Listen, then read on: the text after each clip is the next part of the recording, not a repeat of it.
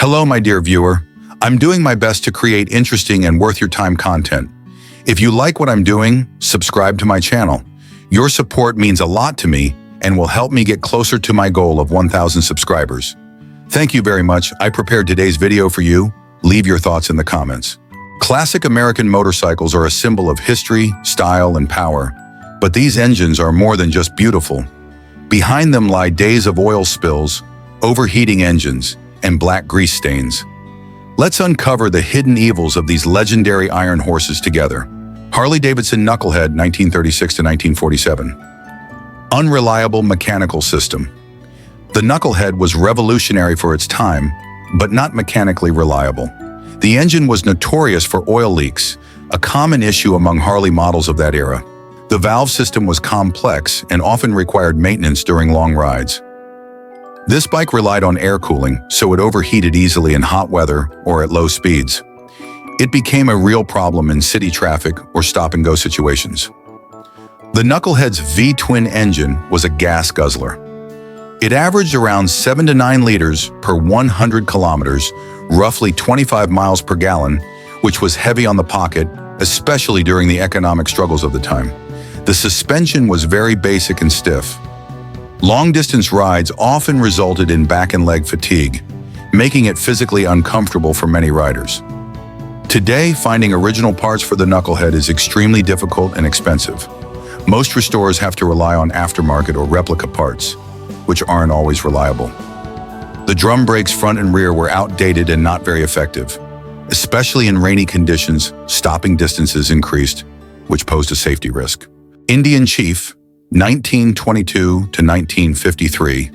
The downsides of a legend, the Indian Chief may be one of the most iconic American motorcycles ever built, but even legends have their flaws.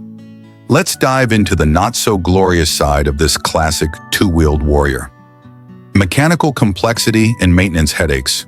The Chief featured a side-valve, flathead engine, which was reliable in theory, but in practice it was underpowered and tricky to maintain.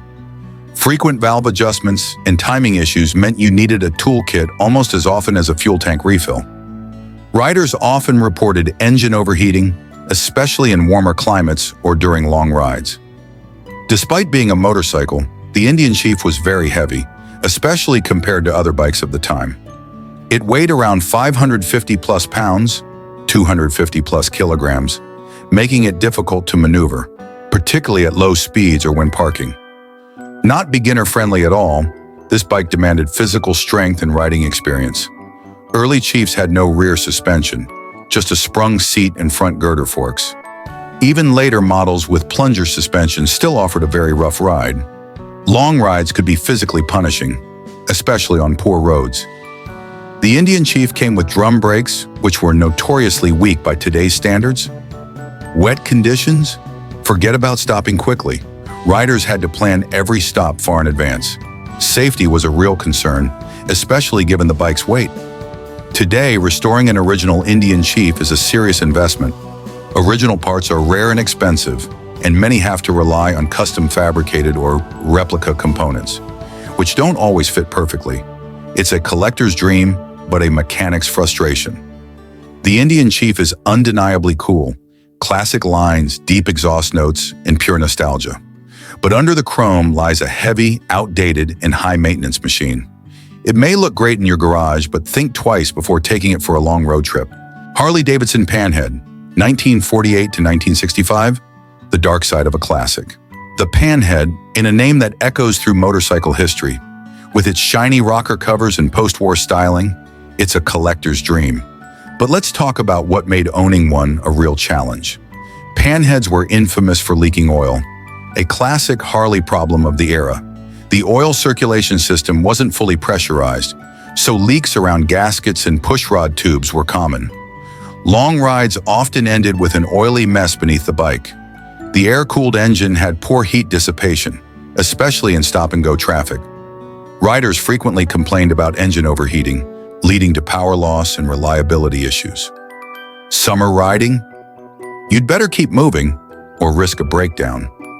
Despite upgrades from the previous Knucklehead, the Panhead still required regular valve adjustments, timing tweaks, and frequent tune-ups.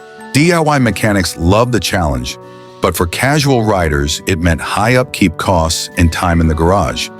Early models had Springer or Hydroglide front suspension, but rear suspension was either non-existent or primitive until the Duo Glide in 1958. That meant long rides were physically punishing, especially on rough roads. Comfort. Minimal. Restoring a panhead today is not for the faint-hearted.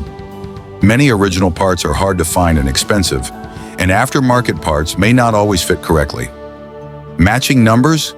Expect a long search and a high price tag. The Harley Panhead is a piece of motorcycle history, no doubt, but beneath the legend is a high-maintenance, oil-leaking, temperamental machine. It's beautiful to look at, but demands respect, patience, and a good set of tools.